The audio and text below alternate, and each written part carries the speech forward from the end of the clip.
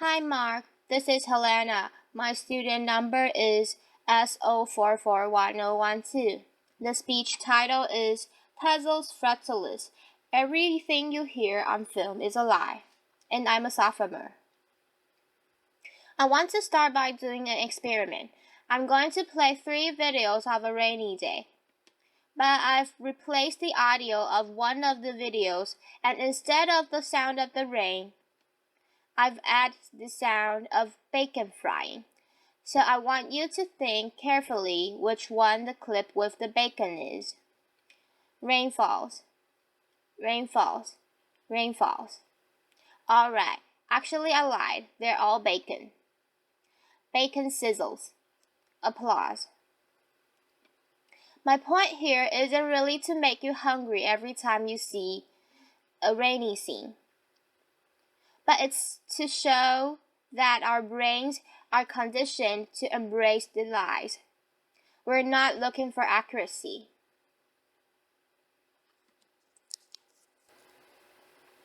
So, on the subject of deception, I wanted to quote one of my favorite authors.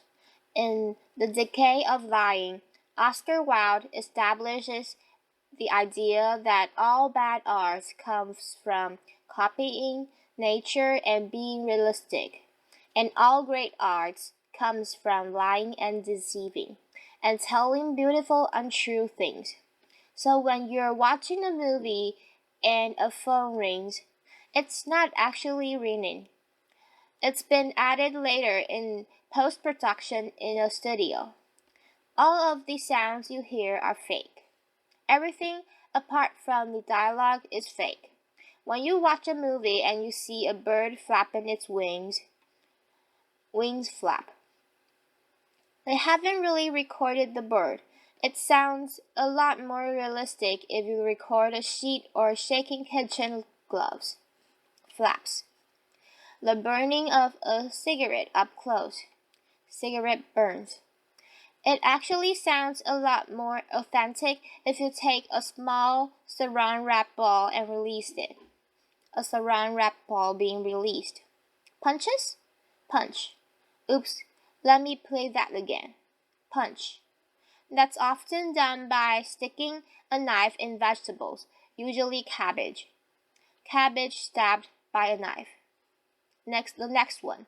It's breaking bones. Bones break. Well, no one was really harmed. It's actually breaking celery or frozen lettuce. Breaking frozen lettuce or celery. Laughter. Making the right sounds isn't always as easy as a trip to the supermarket and going to the vegetable section, but it's often a lot more complicated than that. So let's reverse engineer together the creation of a sound effect. One of my favorite stories comes from Frank Serafini. He's a contributor to our library and a great sound designer for Tron and Star Trek and others.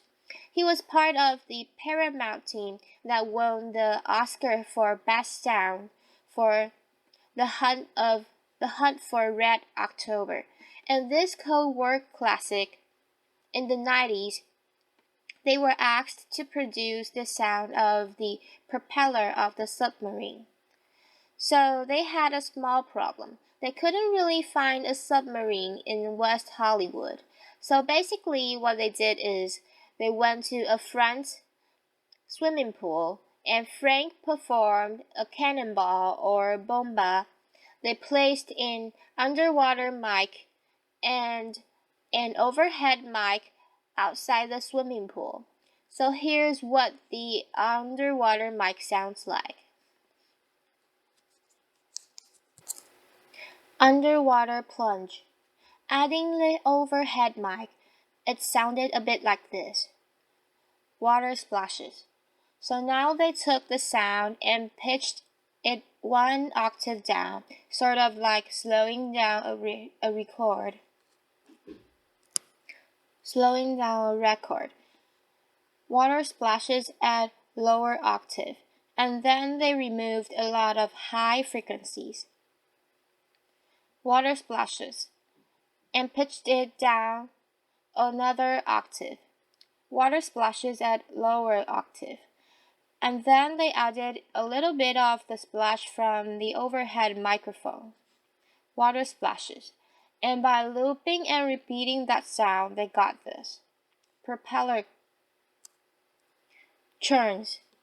So, creativity and technology put together in order to create the illusion that we're inside the submarine. But once you've created your sounds and you've synced them to the image, you want those sounds to live in the world of the story. And one of the best ways to do that is to add reverb. So this is the first audio tool I want to talk about. Reverberation, or reverb, is the persistence of the sound after the original sound has ended. So it's sort of like all the reflections from the materials, the objects, and the walls around the sound. Take, for example, the sound of a gunshot. The original sound is less than half a second long. Gunshot. By adding reverb, we can make it sound like it was recorded inside a bathroom. Gunshots reverbs in bathroom, or like it was recorded inside a chapel or a church. Gunshots reverbs church, or in the canyon. Gunshots reverbs in canyon. So reverb gives us a lot of information about the space between the listener and the original sound source. If the sound is the taste, then reverb is sort of like the smell of the sound. But reverb can do a lot more. Listening to a sound with a lot less reverberation than the on-screen action is going to immediately signify to us that we're listening to a commentator, to an objective narrator that's not participating in the on-screen action. Also, emotionally intimate moments in cinema are often heard with zero reverb, because that's how it would sound if someone was speaking inside our ear. On the completely other side, adding a lot of reverb to a voice is going to make us think that we're listening to a flashback, or perhaps that we're inside the head of a character, or that we're listening to the voice of God, or even more powerful in film, Morgan Freeman. Laughter. So, applause. But what are some other tools or hacks that sound designers use? Well, here's a really big one. It's silence. A few moments of silence is going to make us pay attention. And in the Western world, we're not really used to verbal silence. They're considered awkward or rude. So silence preceding verbal communication can create a lot of tension. But imagine a really big Hollywood movie where it's full of explosions and automatic guns. Loud stops being loud anymore after a while. So in a yin-yang way, silence needs loudness and loudness needs silence for either of them to have any effect. But what does silence mean? Well, it depends how it's used in each film. Silence can place us inside the head of a character or provoke thought. We often relate silence with contemplation, meditation, being deep in thought. But apart from having one meaning, silence becomes a blank canvas upon which the viewer is invited to paint their own thoughts. But I want to make it clear There's no such thing as silence. And I know this sounds like the most pretentious TED Talk statement ever. But even if you were to enter a room with zero reverberation and zero external sounds, you would still be able to hear the pumping of your own blood. And in cinema, traditionally, there was never a silent moment because the sound of the projector. And even in today's Dolby world, there is not really any moment of silence if you listen around you. There is always some sort of noise. Now, since there is no such thing as silence, what do filmmakers and sound designers use? Well, as a synonym, they often use ambiances. Ambiances are the unique background sounds that are specific to each location. Each location has a unique sound, and each room has a unique sound, which is called room tone. So here's a recording of a market in Morocco. Voices, music. And here's a recording of the Times Squares in New York. Traffic sounds, car horns, voices. Room tone is the addition of all the noises inside the room, the ventilation, the heating, the fridge. Here's a recording of my apartment in Brooklyn. You can hear the ventilation, the boiler, the fridge, and the street traffic. Ambiances work in a most primal way. They can speak directly to our brains subconsciously. So birds chirping outside your window may indicate normality, perhaps because as a species we've been used to that sound every morning for millions of years. Birds chirp. On the other hand, industrial sounds have been introduced to us at a little more recently. Even though I really like them personally, they've been used by one of my heroes, David Lynch, and his sound designer, Alan Splat. Industrial sounds often carry negative connotations. Machine noises. Now, sound effects can tap into our emotional memory. Occasionally, they can be so significant that they become a character in a movie. The sound of thunder may indicate divine intervention or anger.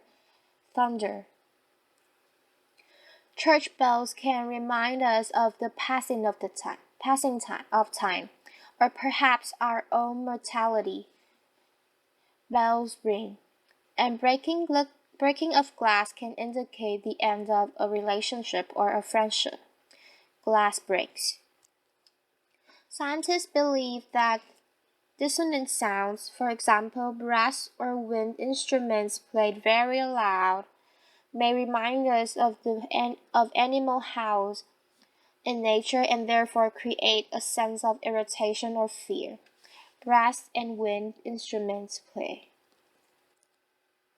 So now we've been spoken about on-screen sounds, but occasionally the source of a sound cannot be seen.